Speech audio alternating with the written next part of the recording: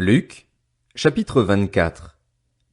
Le dimanche, elles se rendirent au tombeau de grand matin avec quelques autres en apportant les aromates qu'elles avaient préparés. Elles découvrirent que la pierre avait été roulée de devant le tombeau. Elles entrèrent, mais elles ne trouvèrent pas le corps du Seigneur Jésus.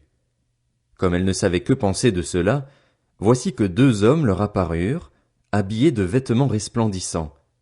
Saisies de frayeur, elles tenaient le visage baissé vers le sol. Les hommes leur dirent: « Pourquoi cherchez-vous parmi les morts celui qui est vivant? Il n'est pas ici, mais il est ressuscité.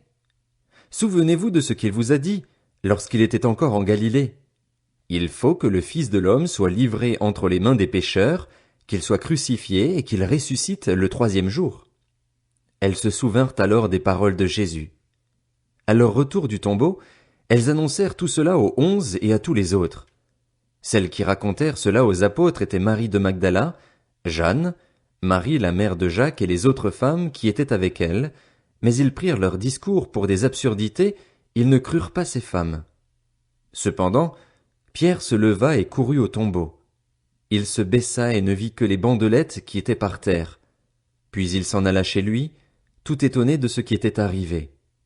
Ce même jour, 2 disciples se rendaient à un village appelé Emmaüs, éloigné de Jérusalem d'une 12aine de kilomètres. Ils discutaient ensemble de tout ce qui s'était passé. Pendant qu'ils parlaient et discutaient, Jésus lui-même s'approcha et fit route avec eux, mais leurs yeux étaient empêchés de le reconnaître. Il leur dit: « De quoi parlez-vous en marchant, pour avoir l'air si triste? » L'un d'eux, un dénommé Cléopas, lui répondit: « Es-tu le seul en séjour à Jérusalem qui ne sache pas ce qui y est arrivé ces jours-ci? » « Quoi? » leur dit-il. Ils lui répondirent: « Ce qui est arrivé à Jésus de Nazareth, qui était un prophète puissant en actes et en paroles devant Dieu et devant tout le peuple, et comment les chefs des prêtres et nos magistrats l'ont fait arrêter pour qu'il soit condamné à mort et l'ont crucifié. Nous espérions que ce serait lui qui délivrerait Israël, mais avec tout cela, voici déjà le 3e jour que ces événements se sont produits. Il est vrai que quelques femmes de notre groupe nous ont beaucoup étonnés. Elles se sont rendues de grand matin au tombeau et n'ont pas trouvé son corps. Elles sont venues dire que des anges leur sont apparus et ont annoncé qu'il est vivant. Quelques-uns des nôtres sont allés au tombeau et ils ont trouvé les choses comme les femmes l'avaient dit, mais lui, ils ne l'ont pas vu. » Alors Jésus leur dit: « Hommes sans intelligence, dont le cœur est lent à croire tout ce qu'ont dit les prophètes. Ne fallait-il pas que le Messie souffre ces choses et qu'il entre dans sa gloire? » Puis, en commençant par les écrits de Moïse et continuant par ceux de tous les prophètes, il leur expliqua dans toutes les Écritures ce qui le concernait. Lorsqu'ils furent près du village où ils allaient, il parut vouloir aller plus loin, mais ils le retinrent avec insistance en disant: « Reste avec nous, car le soir approche, le jour est déjà sur son déclin. » Alors il entra pour rester avec eux.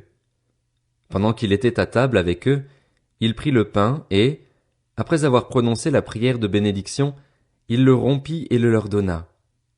Alors leurs yeux s'ouvrirent et ils le reconnurent, mais il disparut de devant eux.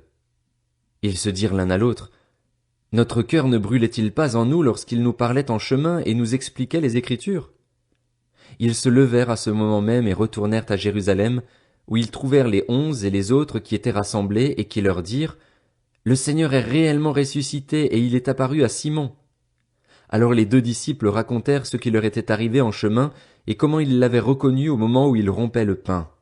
Ils parlaient encore quand Jésus lui-même se présenta au milieu d'eux et leur dit: « Que la paix soit avec vous. » Saisis de frayeur et d'épouvante, ils croyaient voir un esprit, mais il leur dit: « Pourquoi êtes-vous troublés et pourquoi de pareilles pensées surgissent-elles dans votre cœur? Regardez mes mains et mes pieds, c'est bien moi. Touchez-moi et regardez. Un esprit n'a ni chair ni eau comme, vous le voyez bien, j'en ai. » En disant cela, il leur montra ses mains et ses pieds. Cependant, dans leur joie, ils ne croyaient pas encore et ils étaient dans l'étonnement. Alors il leur dit: « Avez-vous ici quelque chose à manger? » Ils lui présentèrent un morceau de poisson grillé et un rayon de miel. Il en prit et mangea devant eux. Puis il leur dit: « C'est ce que je vous disais lorsque j'étais encore avec vous. Il fallait que s'accomplisse tout ce qui est écrit à mon sujet dans la loi de Moïse, dans les prophètes et dans les psaumes. » Alors il leur ouvrit l'intelligence afin qu'ils comprennent les Écritures, et il leur dit: « Ainsi, il était écrit, et il fallait que cela arrive, que le Messie souffrirait et qu'il ressusciterait le troisième jour, et que la repentance et le pardon des péchés seraient prêchés en son nom à toutes les nations, à commencer par Jérusalem. Vous êtes témoins de ces choses. Et voici que j'enverrai sur vous ce que mon Père a promis. Quant à vous, restez dans la ville de Jérusalem jusqu'à ce que vous soyez revêtus de la puissance d'en haut. Il les conduisit jusque vers Béthanie, puis il leva les mains et les bénit. Pendant qu'il les bénissait, il les quitta et fut enlevé au ciel. Quant à eux, après l'avoir adoré, ils retournèrent à Jérusalem remplis d'une grande joie. Ils étaient constamment dans le temple, louant et bénissant Dieu.